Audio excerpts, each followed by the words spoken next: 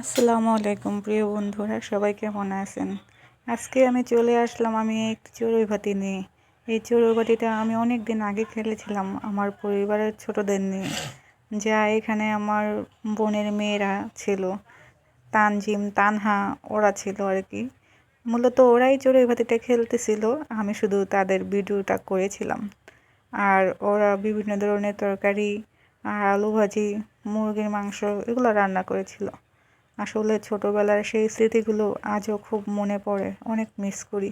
আমরাও এক সময় এরকম করতাম, এরকম চড়ুই ভাতি খেলতাম, কি যে ভালো লাগতো আর অনেক আনন্দ করতাম। আর সেই চড়ুই ভাতির খাবার খেতেও কিন্তু অনেক মজা হতো, অনেক ভালো লাগতো। এখানে আমাদের রান্নাগুলো কমপ্লিট করা হয়ে গেছে।